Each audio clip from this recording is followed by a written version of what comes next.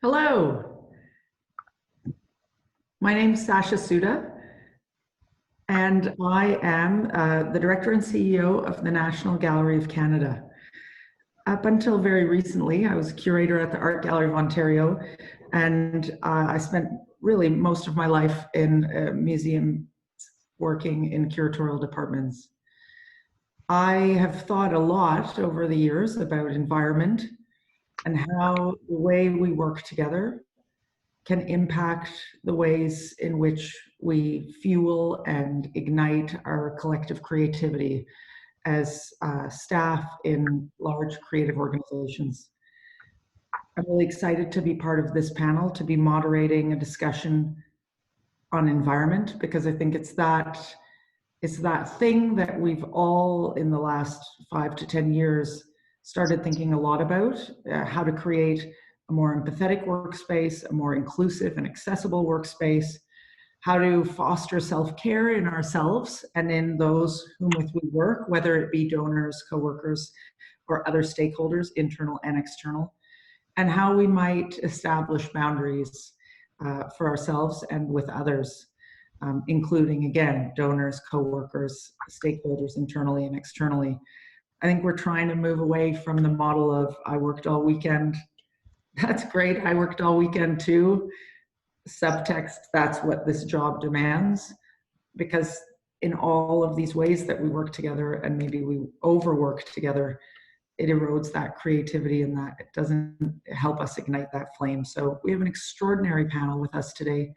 Susan DeValle, Joy Bryant, and Zena Howard all will talk about their own experience in environments, all representing a variety of different organizations. Joy, as a consultant, having an experience with many different organizations. And I guess I'll start with a personal experience of their own, starting with Susie, if you don't mind, around environment, your own history with it, sharing with us some successes and maybe some lesser successes. Sorry, I had to unmute myself. Hi, everybody. And thanks for having me, but it's also this weird kind of experience. So the first time I'm doing this online virtual. So let me know if folks have questions and figure out if we're getting our message across. From a personal experience, so I am only the second director at Creative Capital, following a founder, which comes with its own kinds of, I guess, experiences and expectations. But I'm also a career changer. So a lot of these questions are very relevant to some of those experiences. I come from banking, a much more traditional, much more, how do I call it? Up, down, hierarchical kind of system of working, to nonprofits where we're very mission driven, where a lot of the collective leadership, one would assume is innate, but it isn't. And some of those types of things are the way that we're trying to navigate it and establish new ways of working together, I think is key to our practice today. My own experiences, having come though from banking, though from a Caribbean, I was born and raised in Curaçao, in the Caribbean. So even the banking experience had different types of way that we approached one another, the way the collective, it may not have been collective leadership, but there was a sense of the cohabitation in the way that we did our work. And I do think that that has been a tremendous influence in the way that I came to the nonprofit sector in New York 20 years ago. And having mostly worked for, how do I call it, ethnic-specific organization that came with an inherent culture, also helped inform in the way that I come, I think, to the work. And in many ways, making a decision to come to the nonprofit sector, in particular, to be of service of, I also has an implication in the sense in the way that I approach the work. It isn't about me, but it's how do we be in service of. And I think that is sometimes perceived as not wanting to take on the leadership of an organization. that I say it's not my vision, but it's our vision, and how we come to do the work is the collective that really makes it work. Not one of us does this work alone. I don't know if I'm being specific enough in the way that I approach the work then, but also very deliberate in trying to change an organizational culture when you come in after a founding director, where they tend to be the driving force of an organization, and particularly one who was here for almost 18 years. They're the ones who conceived of the model. They're the ones who've conceived of bringing in most of the stakeholders. And how do you then navigate an organization that it becomes less dependent on that one voice? And really saying for long-term sustainability, the new director or any of the staff, we're all really meaning the whole idea is nobody's indispensable. The work needs to continue to work itself and needs to sustain itself regardless of who's here. And that's where, for me, a lot of our work and practice is now. Who are we bringing in? Who are we giving not just authority, but a space for their voices to be heard? How are decisions made as an organization? And I'd love to hear where this discourse goes in that respect with the rest of the panelists. And I'll leave it at that.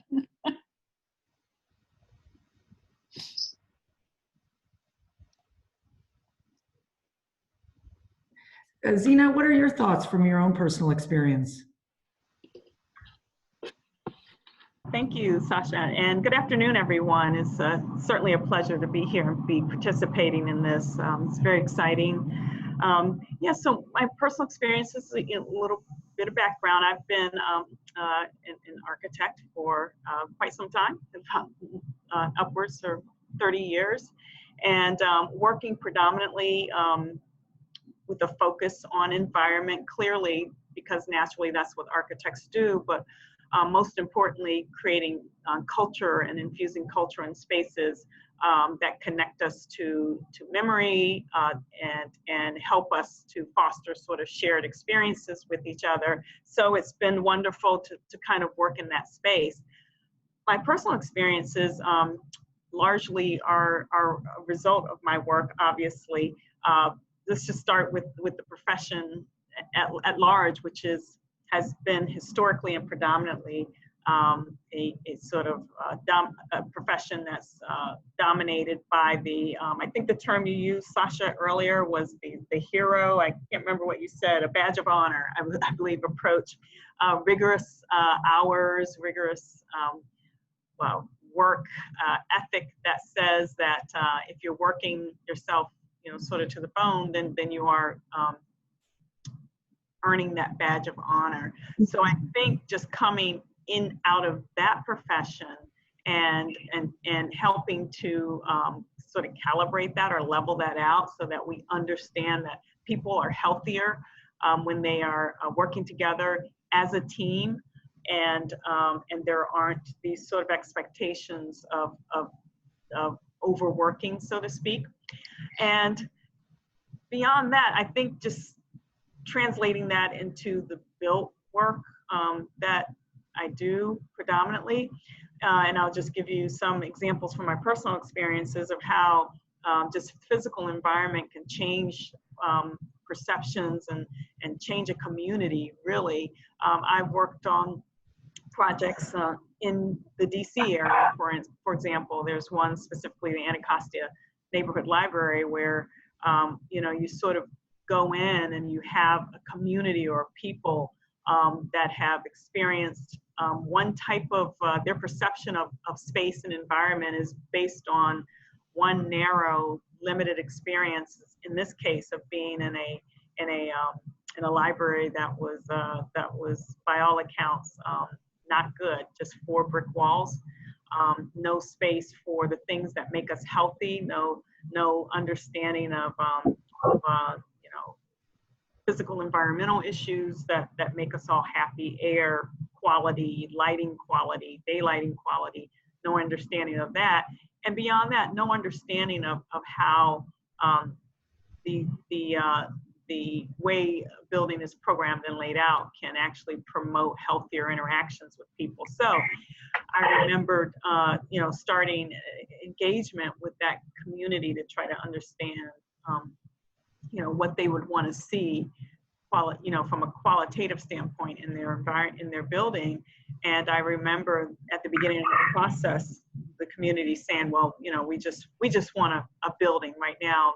The poor building that they had been closed down for years, and they did not have a library in their community. So the notion was, well, we just want a building. And beginning to work with that community, and at the end of that, and at the end of actually them having the library that serves them in a most dignified way, seeing the transformation, seeing the children light up, seeing people be happier, seeing people interact. I think that's where environment is critically important in many different ways. So I'm happy to have participated in this profession. I think you raise you raise a really interesting point. So Susie, you talk about sharing leadership in a sense. Zena, you talk about physical environment, and so these are all things that are part of our values as institutions that we try to establish for our visitors or our clients. Sometimes it can be hard actually for us to ingrain within our own cultures.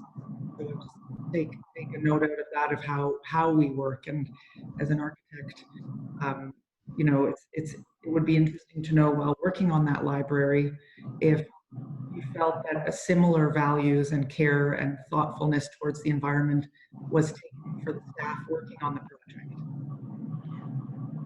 And I'm sorry, your last part broke up. If I felt that a similar care was what? Taken for the team and for the office environment that was actually developing these ideas for a community. Yeah, I think that's an important point. I think it takes a long time, to craft the values as from our team, our design staff. And I think when you are tasked with building physical environment for people, that actually springs from your own values of what you care about. And so I think, if I heard your question correctly, I think the level of care and sensitivity that was exhibited there in that community, hearing them speak about, sort of this horrible past that they've had with either no facility or one that was just so bad that they probably were better off with the no facility, and then infusing from our own values into theirs. So I think that was your question. Yeah, it's really important work that you guys are doing. And Joy, you get a sort of bird's eye view of so many institutions, but also work and manage one yourself.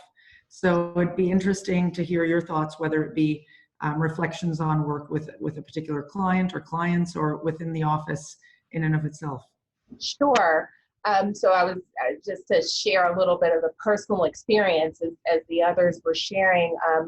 Just navigating the path. I'm vice president at Ford, and I'm the fourth person sitting in this vice president and managing director chair for the U.S. at this point. I kind of, my pathway has been both a common and uncommon one, going all the way back to school. I majored in public relations and went into public relations because I didn't believe in this idea of journalism bringing, a total objectivity, right? I always believed in this kind of, you're bringing your whole self, all that background and information and experiences that you've had, you're bringing all of that into the work that you do. And for that reason, I went into public relations, and then subsequent to that, went into an arts management program, and have done the work that I've been able to do with Institute of Museum and Library Services, and really had the great fortune of working with everybody actually on this panel in different ways and different projects. So it's been a really great journey. But I think we were asked to share at one point in time about some of our successes and lesser successes, which I really like that phrase, lesser successes. But one of the things in navigating our space and creating an environment, I think we're creating, all four of us on this conversation have been creating our own environment. Susie talked about how you're now, you know, coming behind a founder.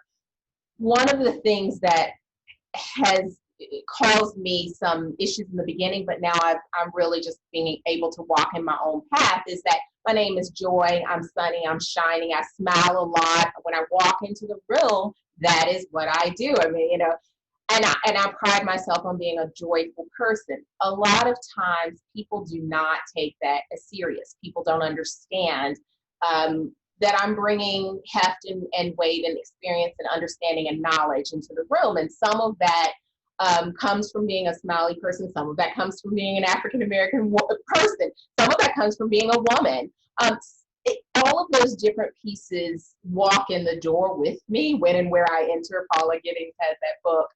When you walk into the door, you're bringing all of those pieces with you. And I think that with that, just that small piece of being that smiling person that walks into the room, I've had to learn that there is a space for me. I'm creating that space where I'm allowing for everyone to kind of have to thrive, to get the tools. You know, I bring the experiences of past projects. So I've been able to open up quite a few institutions, the Albany Civil Rights Institute in Albany, Georgia, which was an amazing experience for me. But it was a tough, it's a South Georgia, Albany, Georgia, and South Georgia. There are people from who have been the foot soldiers in the civil rights movement for years. And when you're telling those stories and hearing those stories, just creating the space in the environment for those people, to the people who had been really suffering for all those years. This place opened in 2007. There were stories from 1963, 1953 that had never been told before, that were told in that building in 2007. And the fact that I was able to bring my skill set to Albany, Georgia, and get this institution open. It was not me. As Susie said, we don't do anything by ourselves, but it was a skill set that I had learned from Lord, that I had learned from working at IMLS, that I had learned from working with Freelon and you know, with Zena's firm, Perkins Will. I mean, you know, I've learned all of these things, and I was able to take that with me to Albany, Georgia, and open up that space. So that was an experience that taught me, you know, bring yourself into the room, allow others to have that space, smile when you need to, be serious when you need to, and it is okay that you're smiley, happy, Joy, because there's a moment when you need to have that as special. So I know I was kind of circular in sharing that story, but it's all about bringing yourself, your true personality, and not trying to be someone else. So I think I want to pick up on that, because that sort of authenticity, I think, is core to all of this as well. It's advice I give my team all the time: be yourself. Yes. But I think I've noted myself, having just made the transition from sort of, let's call it middle management to being a director, how much easier it is to sort of lead by example, and how much space people give me. I mean, there's certainly challenges around my age and credibility and things like that, those are, you know, I have to deal with, and those are real things that I don't take lightly.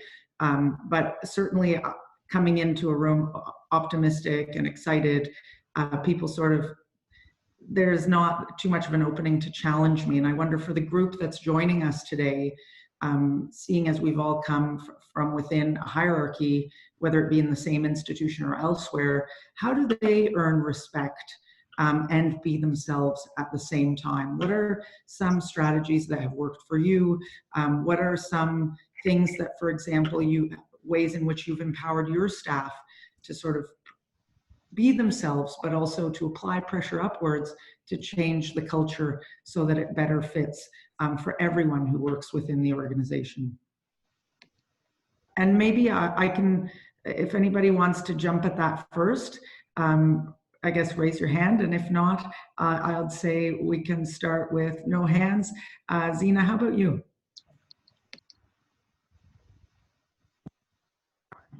Thanks. That's a really good question. You know, this notion of authenticity, the work that my team here and we do is a lot about creating authentic spaces. I work a lot in African American spaces and Black spaces, and that are where the need to be seen in all aspects of what that word means, and the need to be authentic.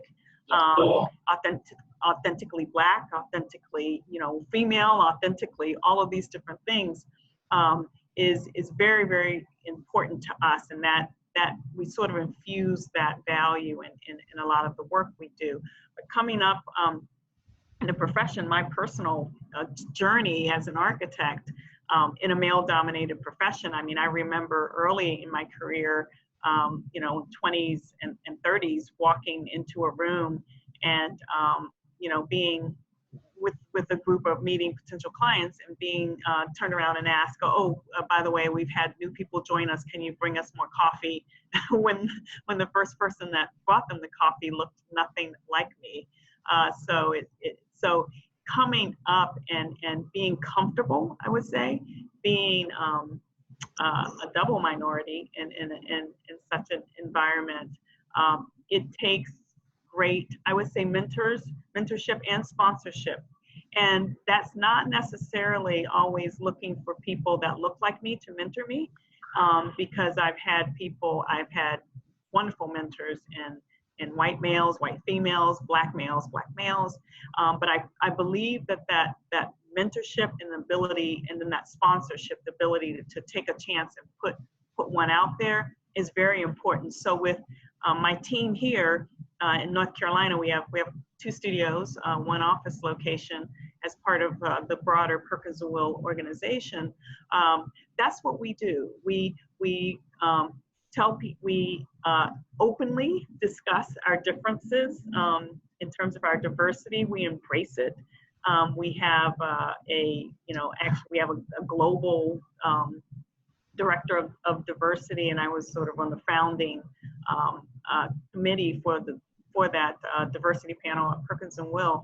But we just are not afraid to say, this is an affinity group for women, or this is an affinity group for introverts, and have people begin to just sort of openly discuss. And I think organically over time, what I've seen is that people begin to embrace differences and being authentic and being yourself when that attitude is sort of infused in a deliberate manner into the culture. So, can I? Absolutely, jump in, Joy. To your question, it's so funny because Lord is known for, we wrote the books, right? We have a series of books on Manual of Museum Planning, Manual of Museum Management, and it's all about process. And I think that by having this process and knowing the process, right? So you know your stuff, you're now able to dismantle the process. Because process is all about where do you want to get to at the end. And if you understand where this process is taking you, what's that end goal, now you can dismantle the process to get to the best end goal for you. And I think that's what is important about being authentic to yourself. You have to know you have to know what you are doing, know the process, right? And understand, where do I want to end up? Because if you don't know this process, you don't know how to dismantle it. It feels like you're kind of swimming in this soup. And it's so important. I always tell people, my team, I'm just like, okay, read the book, not because I want you to exclusively be going by the tenets in the process, but read the books because you need to know that process before we start to break it all down. Don't tell Gilmore that's it. Couldn't share those sentiments with you more. Real lover of process over here. Susie, your thoughts? I mean, it's funny, when I was hearing Joy speak, the thing around understanding the authenticity of what you bring to the job, but it also started reminding me of understanding the specific role you're taking on. Yes. And the better we understand, and to your point of process, right? The better we understand where it is that we want to end up and how you're leading that process. And maybe I can explain it with a past experience of mine, but I was the founding director of the Sugar Hill Children's Museum of Art and Storytelling, and which Joy knows well. But the whole idea, it was a project within a larger scope of work of a public housing complex. And the founding director of that public housing complex has been the founding director and is still running the organization and doing really exceptional work. And they brought me in because this was the first time they actually included a museum component as part of the housing. And I came in and I was super excited, and oh my gosh, you know, all about taking on this project. And I thought it was, you know, it was kind of my baby. But what I realized along the way, particularly after we reopened, when we opened to great success, was that really I was a nanny. And what I had been given was you know, I had been asked to take care of this baby and to deliver it and put it on the right path, so to speak. And once I understood that better, it was like an aha moment, like, oh, wait a minute, my role needs to be different here, and the way that I'm setting this up, and the way that we're navigating it, and the way that we, in principle, base things up. And the reason I say that is understanding, it gave me a lot of insight into my role now at Creative Capital, following a founding director as well. This was her baby as well, but now the baby's grown up and is going to college, and how to sustain itself as it becomes, you know, it's identifying its identity as a young, mature organization, who's now really kind of self-identifying. And I do think that once we are really clear about that, it helps with the process, or setting our goals in the way that we are transparent, in the way that we you know, address those, in the way that we share those out. But in particular, coming back to some of the conversations around collective leadership, when you have organizations that for the longest time through a founding director, and it's not that any of these folks were micromanagers in any way, but you set the tone, you set the course, you set a lot of people then to turn off their own kind of decision-making machines. They kind of take a step back because someone's navigating all of that for them. And what I needed to change from an organizational structure is that, no, we are now, we're all decision makers, and how do we create the processes for that people feel heard, that because you're sharing something doesn't always mean that we're all going to agree on it, but how do we have those conversations in the way that we set our course going forward? And it's been a fascinating kind of adjustment. I mean, cultural change is really hard when you're trying to change the way people have been used to working for a very, very long time, and you're suddenly bringing something in, and they may say, yes, we want to do this. Yes, I want to be part of collective leadership. But at the same time, when they've never been encouraged to make their own decisions, it's a really hard transition. As much as they want it, they don't understand what it means. And it is, we have to be cognizant that a lot of these things take time. It's not something because you say it gets done. And it is. How long, Susie? How long does it take? It's really fascinating because I've now been on this job 3 years, and it's slowly now starting to manifest itself. We're not fully there yet. And there's a lot of things that you still have to kind of work out. And to the point of being clear and articulate about what you're trying to achieve, but it's so from the collective leadership, right? How does that typically work? One way where I do think that we've had tremendous success when it comes to Zina's point of who are we bringing in? Who are we building the team with?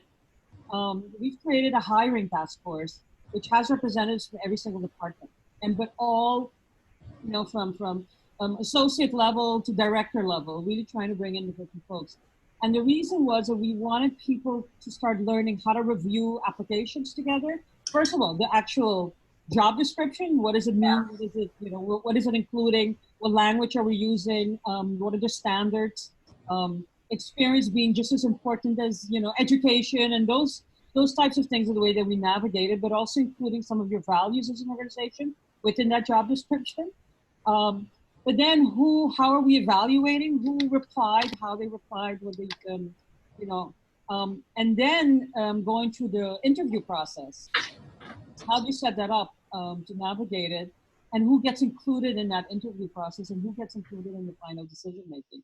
So there's a mentorship involved in it from a start, from those who've never had to do this, and you're kind of prepping them. They're getting a little experience with that. So by the time they are actually navigating their own hire, they've had some experience. But it's also a little bit more about giving folks a sense of ownership of the process of who they're bringing in. As a result, our organization is much more diverse than it used to be. But it's also in the way that we navigated the conversations around values and who we were bringing in and what type of person we were looking for. And that's where folks felt that they had more of a say actually in who their colleagues became and how we were building out the organization, which I think was you know, a really great experience, a really learning experience for all of us. I don't know. Super interesting. I want to pull it back to something that Zina talked about, and Joy, that is, by extension, you had commented on, these kind of bringing who you are into the room, right? Bringing in the very things that are sort of what people see and may draw assumptions upon. And the breakout groups, for example, Zina, in your practice. So if you have a group of people who get together thinking through a particular lens of who they are, knowing that that's just one facet of who they are, how from within these groups does leadership emanate out? Like what impact do these groups, how do you allow them to bring their perspective more widely into the way you work together? Because I think it's important also to find, you know, to bring, as we're bringing diversity to the table, also to make it a critical part of the conversation. Exactly. I think one of the ways when we first started talking about affinity groups, you know, there's always the question that everybody asks, you know, for instance, if we use the example, if it's, you know, women's group, is that excluding men? And is that reinforcing, you know, a gender divide or whatever, or a racial divide or whatever the group, you know, is it reinforcing silos in a sense? And so I think one of the ways that we have allowed that to be successful is by opening that up and deliberately encouraging men, if it's for an example of women, to come in, participate in that group. It's not exclusive, and I think once you get people coming together around their interest, you know, more or less than around their specific physical identity and these other things, you begin to see that we're all closer than we think, and our values are more aligned than we think, and we all care about the same things. And so I think how that translates into having an impact in the larger practice, I think there's an appreciation that begins to develop of the values of that unique attribute. You know, I can speak specifically, for instance, in architecture, how the inclusion of women more at a faster rate, probably over the last 15 years than it was the 15 years prior, has brought a level of sensibility, creativity, a heightened sense of awareness of social justice issues, environmental issues. Those are all a lot of those are all being put forth and imbued and infused in this profession through you know, women and other minorities that have actually lived and experienced living in environments that didn't have that level of care given to it when it was under design or being planned. So how that translates out, I think when people come out of that, they don't necessarily, it actually begins to break down, you know, gender or personality divides, and everybody begins to appreciate how, for instance, a person that's generally introverted, is not inclined to speak up a lot, is usually a person that has the most profound thing to say, because they've been sitting there listening to all the extroverts chatter on. and they're able to sort of listen and synthesize things. But you have to, we all now know to pause back and take a minute to say, you know, person X, we need to hear from you, and ask that question and bring that out. And to Joy's point about process, that not only makes the process better, it makes the result, the solutions are better. So yeah, I think that would be my response to that. Great. And I guess I would ask Joy and Susie, and I would extend it to Zena. For those, you know, who are participating today with us in the webinar and who maybe don't feel necessarily that they're in institutions led by leaders as enlightened by as the three of you, who are in places where they may not feel that there is space for sort of thinking around empathy, or who feel, for example, that there isn't an engagement with social activism, and who they themselves are carrying the burden of that perspective for their institution. Since we are in this moment of transition, I would say, around these ideas, what advice would you have for them, Joy and Susie and Zena, maybe in that order? I think when you're in a moment of transition, and I'm glad you said it like that, in any way or form, especially in companies, if you're in a place of transition of leadership, finances, whatever it is, I think there's always an attitude of change and an opportunity.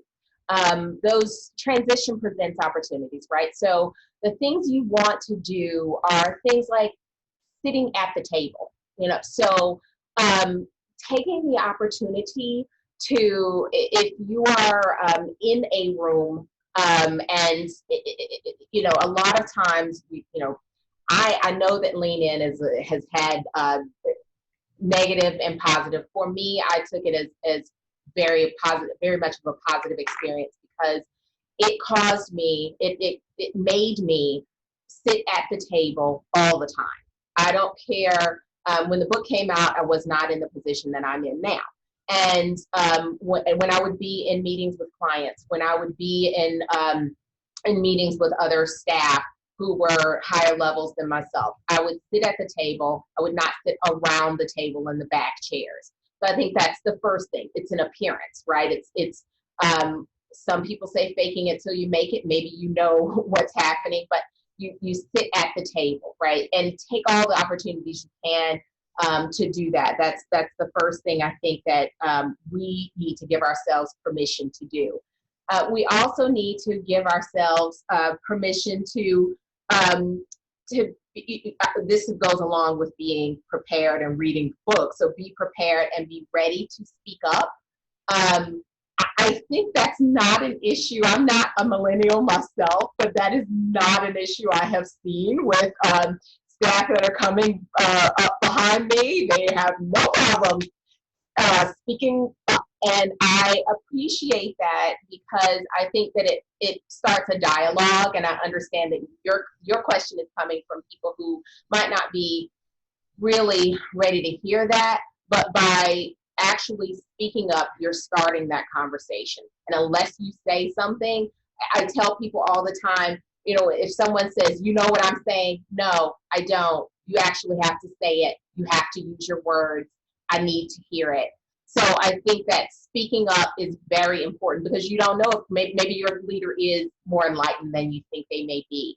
And I would also say just finding a safe place or a safe person. This goes to Zena's point of that mentorship, understanding or finding a person who is someone that you can speak to, is someone that you can, you know, is essentially your rubber wall, you can bounce things off of. That is an opportunity too to test things out before you go to maybe a senior management type of person to speak to. I think those are important little, like, small tips. It's really about owning yourself and knowing what you know, and actually legitimately knowing. Don't just speak off the cuff. I mean, actually reading books, paying attention, harnessing the experience you have and bringing it to the table, and then bouncing that off of someone who can help you to really form your thoughts. If I can add to that, I mean, along Joy, I think a lot of it is how do we instill that folks, in general, that we come at it with generosity in the way that we not just present, but also listen to others. And I think that that's usually the hardest part to navigate around.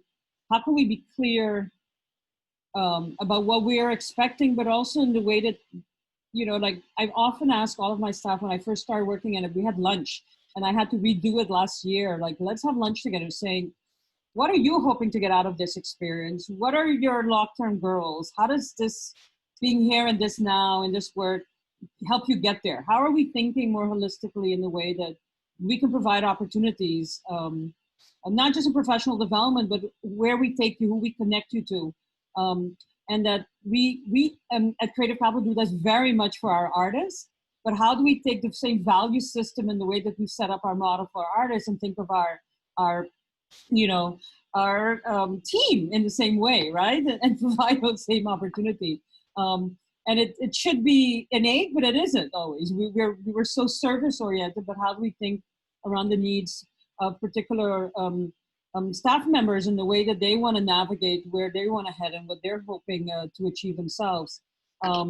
So I do think the finding a safe place is very important, and how you navigate those conversations, but also understanding that we tend to make a lot of assumptions in the way that we hear or what we assume the other people's value systems are or what their ambitions are.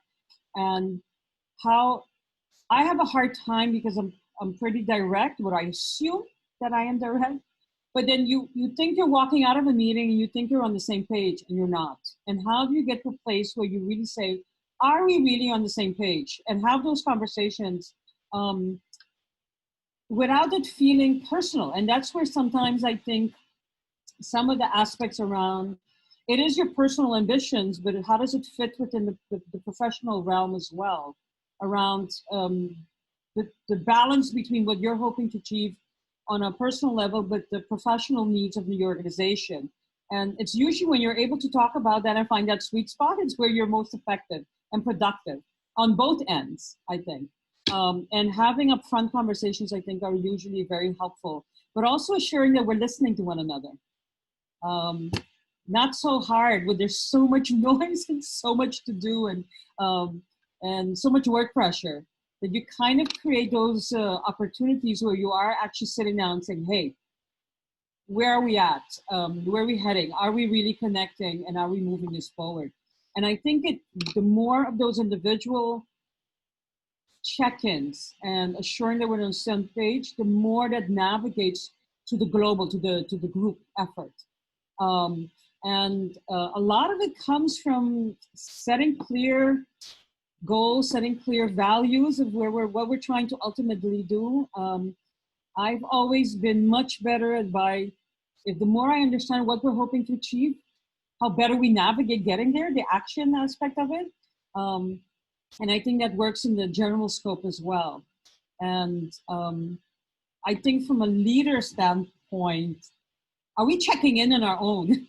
I shouldn't say our own voices.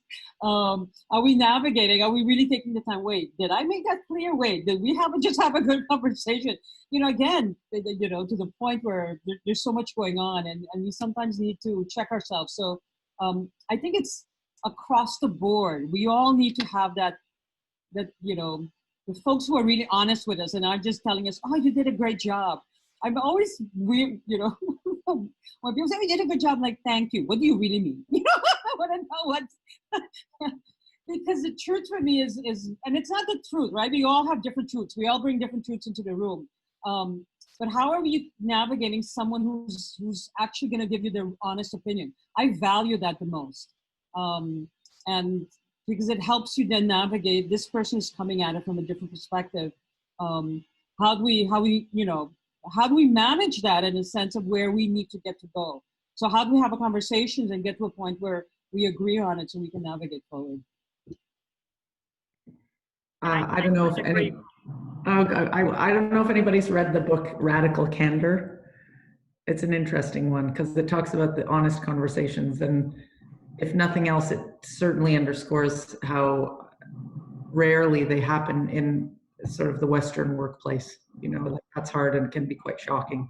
I also think I'm too direct sometimes, but as you say, it's good to check in because often people have no idea where you're coming from. Because there's lots of context they're missing. So I actually thought kind of we might talk a little bit about self-care because we do have these internal monologues, as you described, Susie, of am I doing a good job? Am I nurturing an inclusive workplace and dialogue? And that's a certain kind of work. You don't know if you're getting the right feedback.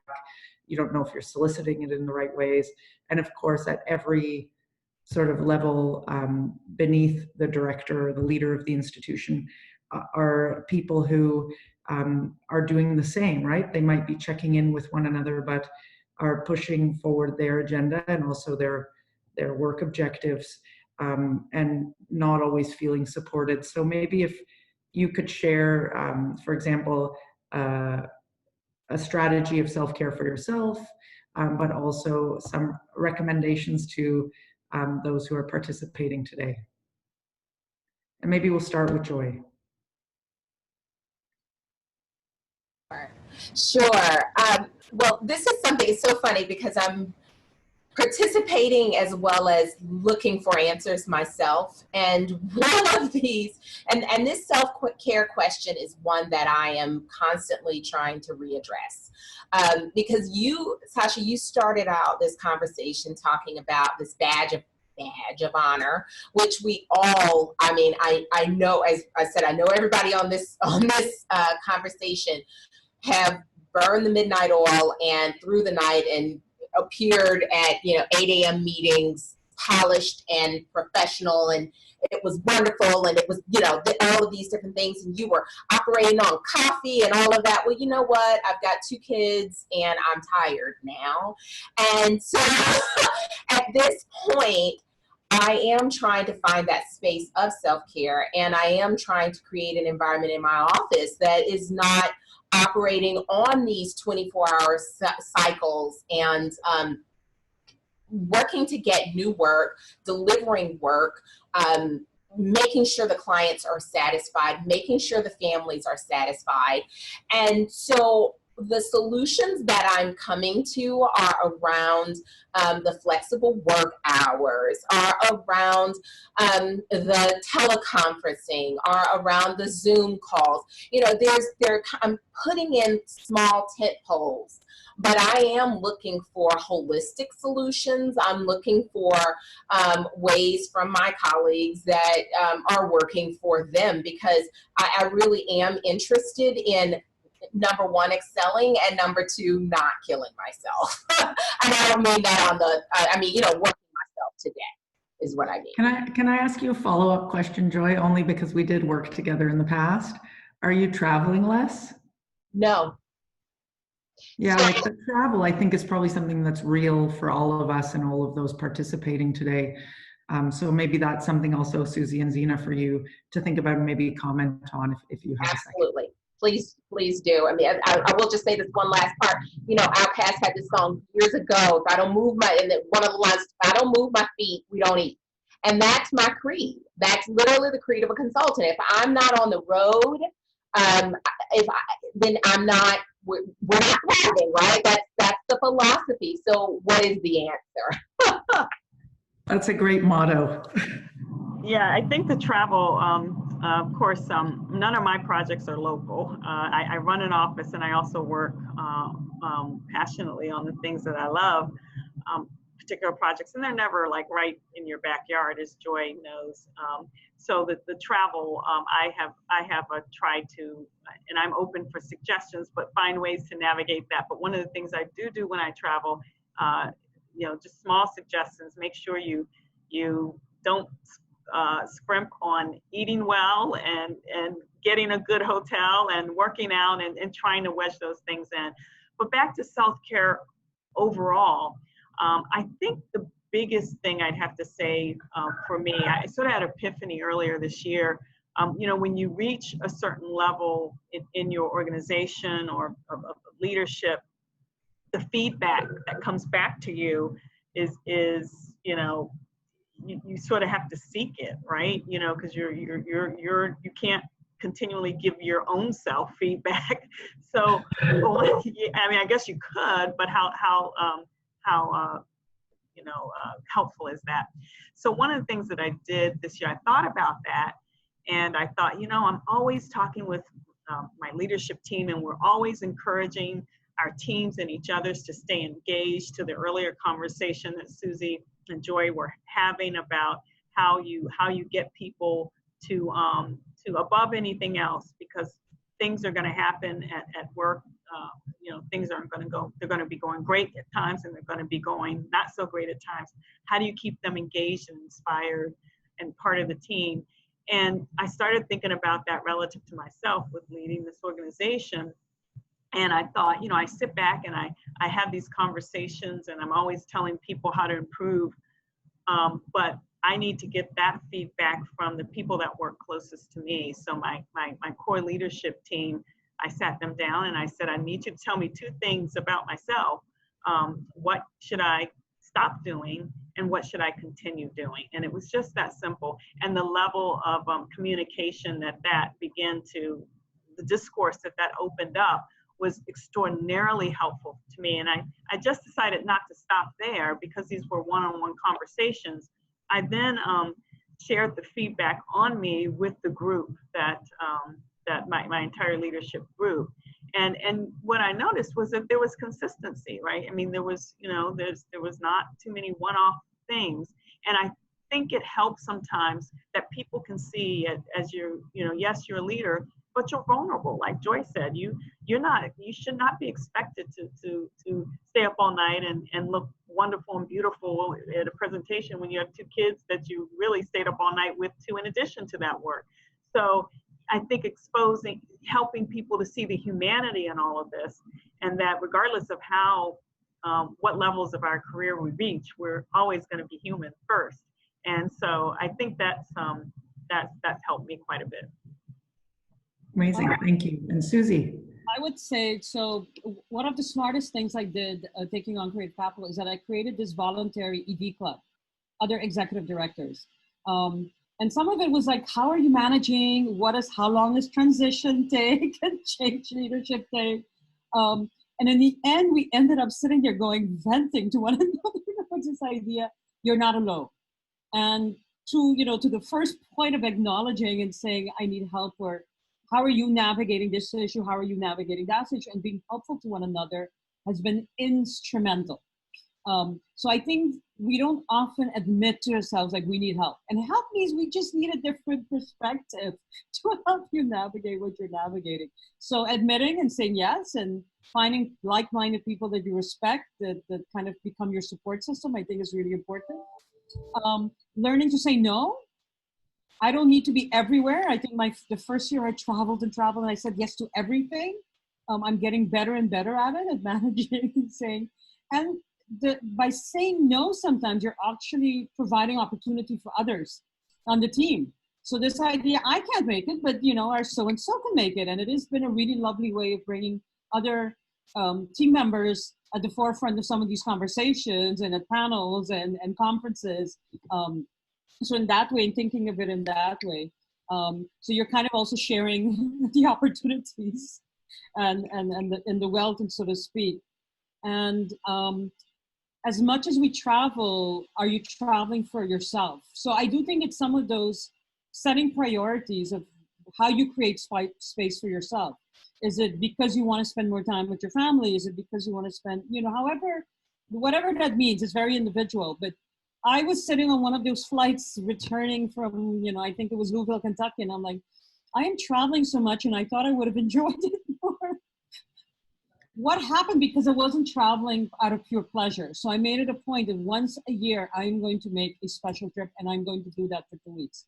So taking vacations, I mean, not just taking them, but encouraging everybody to take their time. I see that as a real mental health issue, meaning we need to be taking the time, and that it's going to be okay. I mean, like that I can check my emails ever so often, but I don't have to be there, and it's all right to be away for a period of time. And in that sense, you know, kind of the space away so that you can come back refreshed. That physical activity for me has become more and more important. Going to the gym and getting a little aggression out with some boxing has become, you know, really, really helpful. But it's, you know, you have to tell what that is, right? Making sure I get to the ocean for me is really, but understanding that and saying this is as important as saying yes to that conference, you know, so that we have to kind of navigate those and finding balance. It's not easy, but it has been instrumental. Sasha, can I add one thing to what Susie said, because it was so Sure, absolutely. about just saying no, and why that is such a powerful thing. It's not just for the sake of saying no, but it actually provides you the opportunity. We talk about sponsorships, sponsoring other people. I have found that when I say no to something and pass that opportunity along to others, and they're like 10 times better than me at doing it, or, you know, it's just a wonderful thing. And that's what leadership is about. It's about, you know, serving others and allowing, you know, those opportunities and see people just kind of flourish. And that only happens when we begin to understand that no is a powerful word and to begin to use that more. So I appreciate you saying that, Susie. We have a great question actually from one of our participants who's asking sort of the reverse of the conversation of the question that we've been getting at in the conversation. That is, if somebody who's a member of your teams fails to be enlightened around issues of diversity and empathy, or, you know, hasn't been availed of the value of those things, but they happen to be very creative and expert in a particular part of their role, do we think it's possible to invest in them rather than to remove them from the conversation? It says to remove them, but I assume that could be. Any thoughts on that? I can just begin. I know that Susie and Zena will have great conversation as well on this. Absolutely. Creative people, I will be honest, if you give creative people the space and the understanding to sit at the table, I think part of being a leader is recognizing people's possibilities as well as their fallacies. So having a space at the table for that person and showing them through your actions and through the actions of others on the team, this will be an inclusive environment. This will be a space where we're respectful of everyone's viewpoints, and actually throwing the doors wide open for other possibilities. That shows by example that this is the way that inclusivity can thrive and works for others. So, I mean, if this is a creative person, creative people are natural problem solvers. So by saying they're a creative person, this person who's asking the question is already giving them credit. And I'm gonna say that there is absolute opportunity for that teachable moment. Fantastic, thanks. I couldn't agree more with what Joyce said. I mean, our role as leaders is to sort of provide an environment to incubate this stuff. That does not mean that everybody's going to grow and prosper at exactly the same rate. And I'll give you an example. And Joy knows this because Joy, in the early years, worked on the museum, the National Museum of African American History and Culture. We worked on the earlier phase with our firm, and that was a sort of challenging project over multiple years, and dealing with key stakeholders, community stakeholders, and governmental stakeholders. And I remembered at the beginning, it might have been year 2 of this. I was on the project for 8 years straight, and our firm for 10 years straight. So year 2 or 3 of that project, just dealing with one of the key stakeholders who of a major, commission, the government commission that had to approve this project. I'm having that person not really grasp this and just sort of, even make statements to the counter. It's all about staying engaged. It's not just about, don't let that person disengage and run away. Just keep, I know it takes patience and fortitude and a lot of investment, but if it's worth it, it will pay off, because at about year 6 or 5 through that process, it's the very same person that, sort of had, not too good things to say about this museum being there, was the very person that said, I couldn't imagine this site without this museum. And so that only happens by not disengaging and not firing people and getting rid of them. You're not going to solve it if they, if there's an opportunity to improve. I'll add to some of that. I do think that what we're all talking about, and some of it is understanding folks' value system. What do they value? What makes them feel heard? What makes them feel that they're contributing? And the more we understand motivations of one another, right? And it's a two-way aspect. The better we're able to kind of provide advice, provide guidance, and in many ways, so we at the Creative Pathway have a pot for professional development for each staff member every year. And it is encouraging folks to think about certain aspects that may help them think about their work in a different manner, but it's also another way of saying, if this is where you're hoping to achieve and this is not what you're getting out of your work right now, what are the ways or things that you can think about developing that may help you get there or help you navigate sometimes? One of my staff members said, can I learn Spanish? I want to understand more about some of your communication styles and things like that with language. I mean, I was like, you think Spanish is going to do it? I think, you should travel to the Caribbean. Be more helpful. But, but my point is how more upfront that we can have some of these conversations. I think a big aspect of it is that there's rarely any real time to get to that kind of understanding. But the more we understand really what motivates one another is the moment that we can be most helpful to one another as well. But also sometimes, I mean, Sasha, maybe I'm being a little contrarian right now, but sometimes it's also an aspect of saying, is this the right place for me? And having those kinds of conversations around long-term, we may not be able to provide the environment or the challenges that you are seeking. And I love, for example, one of our staff members came to us and said, I've learned a lot and it's been great, but I need more right now. And I'm not sure you can offer that. And we started talking about it. What would it mean? What would it take? And he had initially said, okay, I'm going to be leaving, but I don't have a job right now. Can we plan our exit and can we figure it out? And as we started doing that, we kind of, a few months went by and something else happened in the organization and an opportunity came up. And guess what? We found that sweet spot. But for the same, it could have not happened, but I loved it that we had that we were able to have that conversation. He was helping us navigate his replacement as well and navigate. And I was helping him connect to opportunities that may lead to something that was going to be more fruitful for him. So I love that we were able to do that up front and, get to a place where actually he's really, super excited now to navigate this new opportunity. And it's going to be very beneficial to us as an organization as well. I don't know. If I could just add on to that, what Susie just said, it's so important not to take a lot of this personally. Yes. If a person comes to you on your team who says, this is just not working out for me, and you engage in that conversation just on a real level, it's not about, unless it is about you, but it's not really about you. It's about that person getting to where they need to be and within the fit of your organization, right? So within your mission of your organization, if they've done the assessment, you all have had the conversation, it does not work, it's okay. It is okay to say goodbye. Nobody is insulted, and it's not a statement on your personal worth or value. And I think that's also important in being a leader and recognizing that and not taking that home and suffering with it.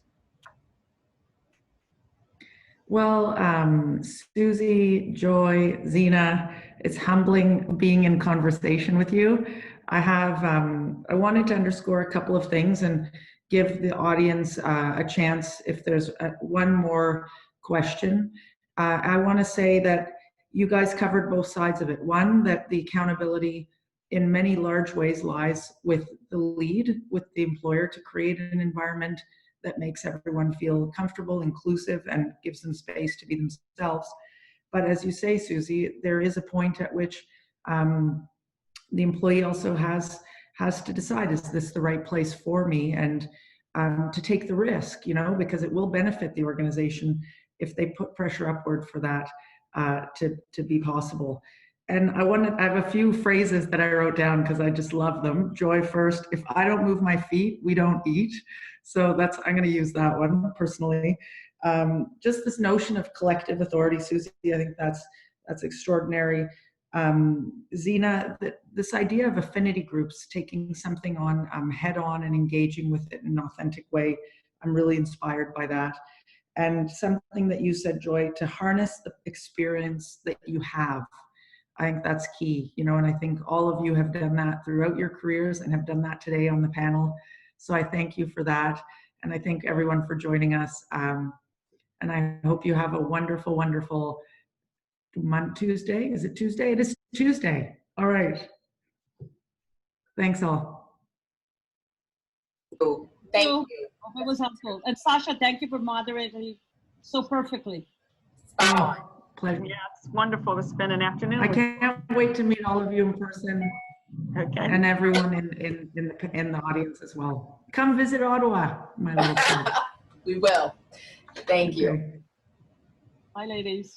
And thank you Bye-bye. to AAMC.